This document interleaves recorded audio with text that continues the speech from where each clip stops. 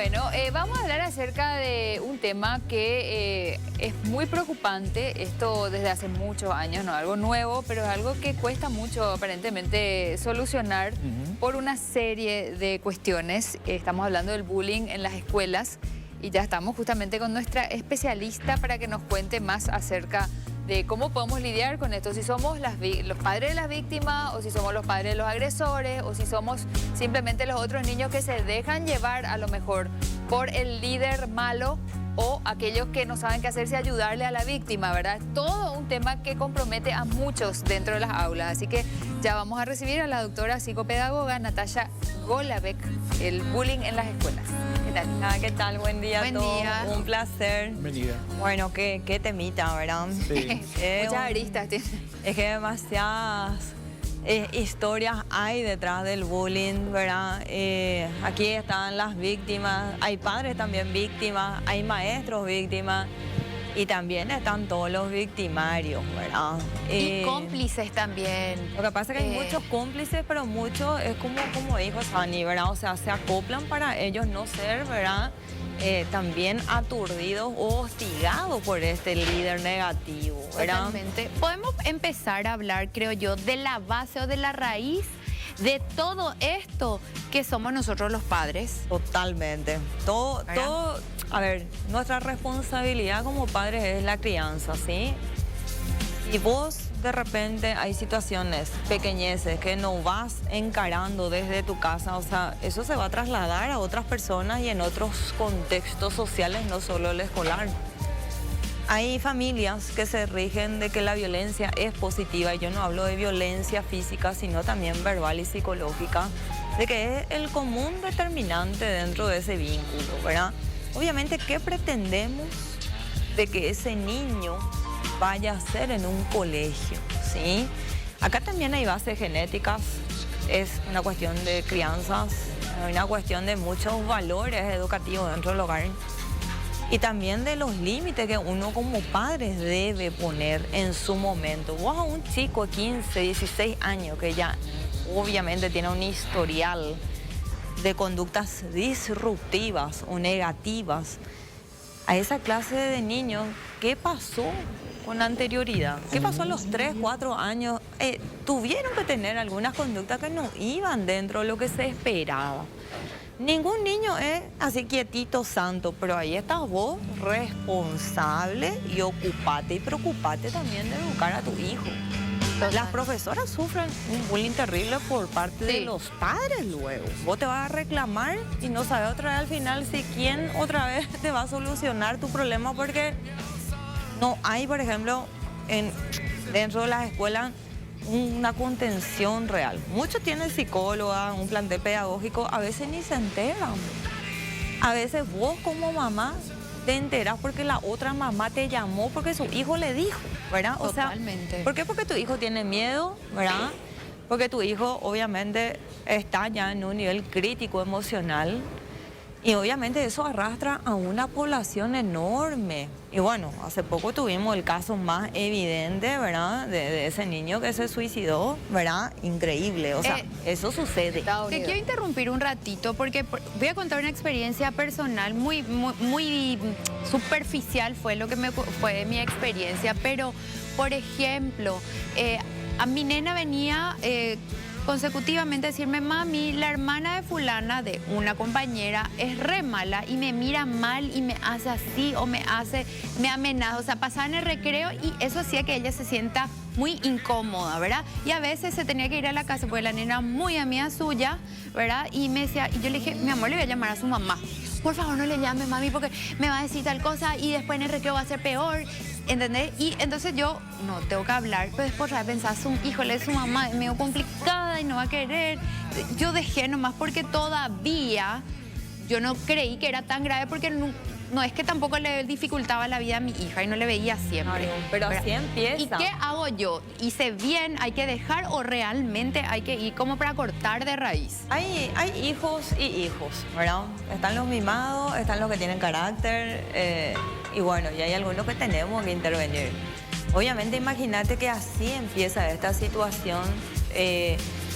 tu hija no tiene la madurez de comprender, pero entiende ya dentro de la edad que tiene que no está bien.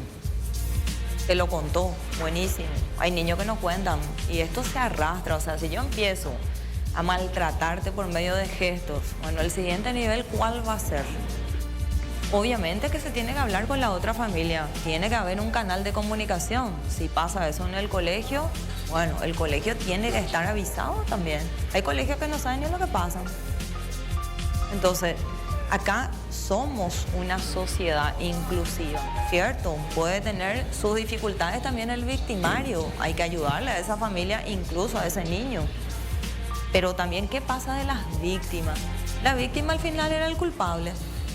Porque no aguantó, porque era debilucho, porque era introvertido, o sea, generación no. de cristal, le dije. Sí, no, o porque, por ejemplo, hay muchos niños que son rellenitos o que son muy altos o que tienen alguna capacidad diferente, ¿verdad? Y ese luego, ¿para qué fue tu compañero? Ahí van directo. ¿Verdad? Incluso, ¿de dónde creen que se inculca? O sea, Ahora, en ese punto, porque cuando vas ahí, me tocó escuchar y ver, ¿verdad? Cuando padres o madres dicen, el problema es justamente el chico o la chica. El problema es el alumno o la alumna. Que el mundo, ¿por qué tenemos que acomodarnos todos a él o a ella? claro. ¿Qué hacer? Porque olvidémonos del caso donde no saben, ¿verdad? Claro. Cuando sí saben y a pesar de eso no hay ayuda. ¿Qué hacer? ¿Qué puede hacer ese padre, esa madre que está viendo? Bueno, la una verdad situación que como yo tengo experiencia de varias situaciones dentro del consultorio, llegan instancias que realmente uno, por ejemplo, mi paciente que es la víctima, yo tengo que diagnosticar una depresión infantil. Mi paciente se tiene que aislar, se tiene que medicar, psiquiatra, Qué psicólogo, ¿sí? Qué bárbaro. Y la otra familia Ni enterada o ni ahí. ni ahí no está, o a veces Importa. ni enterada, o a veces el colegio no hizo los canales de comunicación para avisar, mira señora, está pasando esta situación, nos vamos a juntar como familia. Ahora, yo considero que realmente hay que resguardar muchísimo a la víctima porque es mucho más peligroso su estado anímico que el del victimario que ya tiene el otro tipo de fortaleza, ¿verdad? Sí, realmente yo, dentro de lo que conozco, hay mucha gente que ha denunciado esto en el MEC.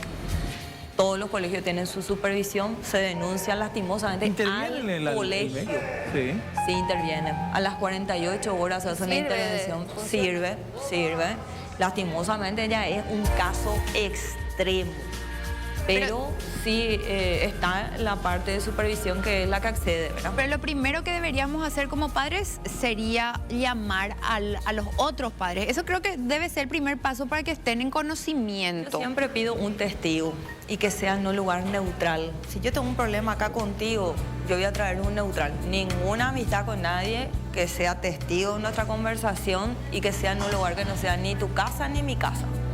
¿Sí? ¿Por qué? Porque a qué padre le gusta escuchar, o sea, que tu hijo hace esto. O sea, que esto está pasando. Nadie te distorsionar. va Después puede decir, a Amparo atacar. me llamó y me amenazó de no sé qué Sí. cosa. Puede cambiar lo que vos le decís. O si no, obviamente el victimario se va con todo contra la víctima porque la mamá le dice, vino la mamá de fulano. Y entonces le reta a esta madre al victimario, ¿qué pensás que va a pasar con tu hijo? Claro. Con más potencia se va a ir. Entonces sí se puede hacer en un territorio neutral, puede ser el colegio, por ejemplo, Sí. y pedir una reunión con la otra Yo familia. solicito que sea en el colegio, que estén las dos partes, ¿sí? Que se le abre acta o tener que tener un documento de eso. Y obviamente hay decisiones que va a tomar el colegio, ¿verdad? ¿Qué señales tener en cuenta? No me quiero ir, no quiero volver.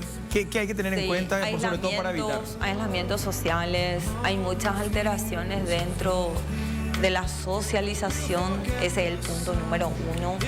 Después, por ejemplo, hay muchísimas alteraciones de sueño, alteraciones alimenticias, ¿verdad?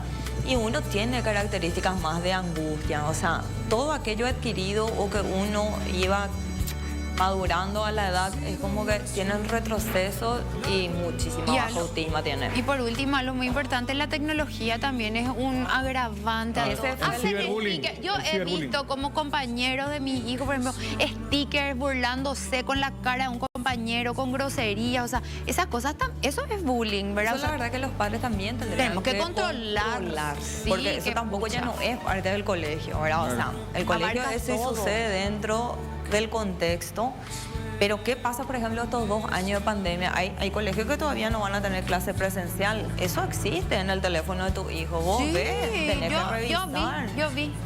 Pero es así, Bueno. o sea, Bueno, yo creo que hay que involucrarse.